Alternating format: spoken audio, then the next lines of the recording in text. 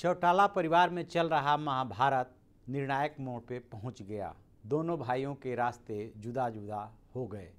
अजय चौटाला ने नया झंडा और नया डंडा अपना खड़ा करने का ऐलान किया। नई पार्टी का ऐलान तो होगा 9 दिसंबर की रैली में, लेकिन ये स्पष्ट हो गया कि अब दोनों भाई की राहें जुदा जुदा हैं, दोनों अपनी अपनी राजनीति करेंगे। आप सोच रहे होंगे कि इस महाभारत में दुर्योधन मारा गया कि नहीं, मैं बताऊंगा, आप भी सोचिए। मैं हूं विद्याशंकर तिवारी, इंडिया न्यूज़ के डिजिटल चैनल इन खबर के लिए। इस महाभारत में भी दुर्योधन मरेगा, लेकिन चूंकि ये महाभारत दूसरे तरह का है, इसलिए इसमें दुर्योधन जिसको भी अजय चौटाला ने बोला था, संभवतः उन्होंने अपने भाई के लिए ही बोला था, जैसा कि अभय चौटाला ने आरोप लगाया। तो इसमें कर्ण, अर्जुन, दुर्योधन जितने भी पात्र हैं, दुष्यंत, वो सबकी जो भी मौत होगी वो सियासी मौत होगी, और इस सियासी मौत के लिए एक दूसरे के खिलाफ ये जंग लंबी चलेगी। दरअसल जो हरियाणा में चुनाव है, पहले लोकसभा का चुनाव है अगले साल, और उसके बाद जो है विधानसभा का चुनाव है उसके अगले साल।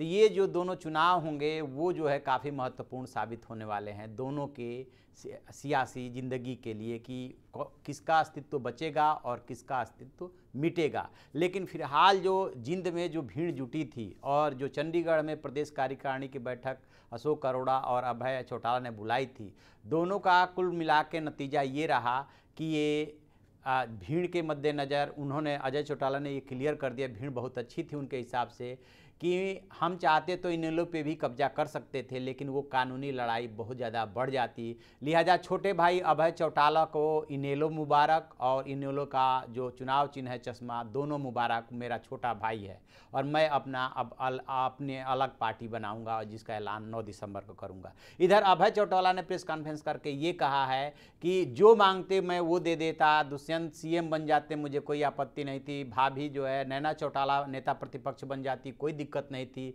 यदि अजय चौटाला ने अपनी गलती मान ली होती तो इस कार्यकारिणी की बैठक से एक प्रस्ताव पारित करके ओपी चौटाला को भेजा जाता और हम सबकी वापसी करा लेते, लेकिन उनको कुछ और चाहिए था। तो ये अभय चौटाला ने जो आरोप लगाया कि उनको कुछ और चाहिए था, फिर जो है रुपये पे छपे गांधी जी का उदाहरण दिया कि नोट पे वो मुस्कराते रहते हैं, उनका इशारा साफ साफ है कि उनको तो मोटा धन चाहिए, पैसा चाहिए। अब वो पैसा किस मद में कैसे चाहते थे, ये अभय चौटाला ने क्लियर नहीं किया। तो खैर दोनों भाइयों ने अपने अपने हिसाब से, जहाँ तक पारिवारिक रिश्ते हैं, उसकी एक मर्यादा बनाए रखी और तरीके से ही अलग हो गए।